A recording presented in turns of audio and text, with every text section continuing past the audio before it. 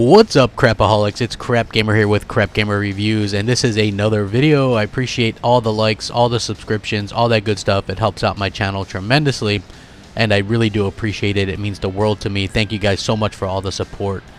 It's tremendous. I absolutely love it. Looking ahead to E3, Scorpio, all the games, all the stuff that's going across the board. With what's happening lately, there's a lot of Xbox fans that maybe seem to be losing hope. I notice a lot of people taking the Scorpio symbol out of their names on Twitter and social media and things like that. And you see a bit of the, a bit of the whole woe is me, woe is Xbox type of thing going on, right?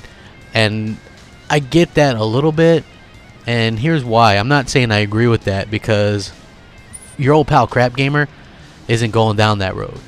I'm not one of those fair weather fans. Yes, I'll complain about something if I'm not happy with it, but switching over to just being a full-time PlayStation or not an Xbox gamer, that's not going to happen for multiple reasons. Now, what's happening right now is you're seeing this pile-on by the media. Oh, exclusives matter. Sony's kicking the crap out of the Xbox One and exclusives. Oh my, look at this. Nintendo's released this Zelda. Sony's released a bunch of these games that nobody cares about outside of Horizon Zero Dawn. You should feel bad.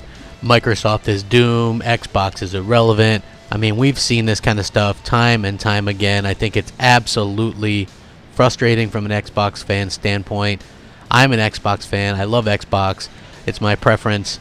People totally forget about the last 6 months in which we've had 5 games, starting with Recore, then Forza Horizon 3, probably the best racing game of the generation. We just had that within the last 6 months. The best racing game this generation released. Gears of War 4, one of the best third-person shooters released this generation. Dead Rising 4, absolutely fun and insane game. So much fun. And then we also had Halo Wars 2, a console RTS. Such a rare thing, but still an amazing thing. And there's been little games released in between there as well to kind of fill out the palette that people seem to forget about. And there's a lot of those games that are coming out this year, and people seem to forget about those too.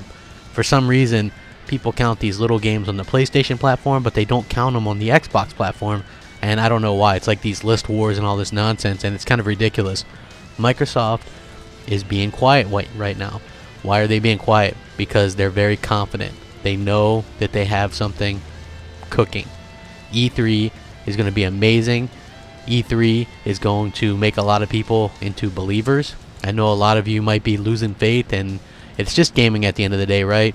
But I do see it. I notice people, like even hardcore Xbox fans, maybe getting PlayStations or whatever, and that's fine, right? I get the whole kumbaya thing. People are, just game on whatever. I own everything except for a Switch because I can't freaking find one right now. But I will eventually own one. Of course, it's not going to take up as much of my time as Xbox. But I noticed more and more people going out buying a PlayStation, which is odd because the PlayStation hardcore base, they won't buy an Xbox. They refuse to, but the hardcore Xbox, they'll certainly buy a PlayStation, and, they don't want to miss out on a good game on there or whatever. The PlayStation ones will. I don't get that, but I digress. I think that Microsoft has a lot of things going on. There's a lot of things that are about to be switched upside down. I don't think that it's out of the realm of possibility for the Xbox One to catch up to the PlayStation 4 in terms of sales and things like that. I think we are about to see some major changes, and that's all going to start with Phil being able to get out his vision. You have to remember he took over 3 years ago. You have to remember how long it takes to create games. He had to close down some studios. He had to trim some fat. You had some money pits with some of these games. Some of these games weren't even his to begin with. They were other people's. So you have to do that. And sometimes when you rebuild, think of it like a sports franchise. When you rebuild a sports franchise or a sports team, there's a little bit of that. You go through a little lull. But people act as if we've been going through this the entire time. Where was all this talk when Microsoft was launching with all these games, big and small, and everything in between, and Sony launched with Knack and Killzone? Nobody was talking about any of this. This was nonsense talk. And it still should be nonsense talk. Let your old pal Crapgamer calm your nerves. Xbox is fine. In fact, I think Xbox is safer right now than it's ever been at any point. Big things are coming. Stop losing faith. Trust Phil. let's get to this E3. Let's see what they have. Things are quiet. It's called the calm before the storm, folks. Anyway, I'm curious to hear what you guys think. Let me know. Sound off, comment, rate, subscribe, all that good stuff. Rack 'em up. Crapgamer out.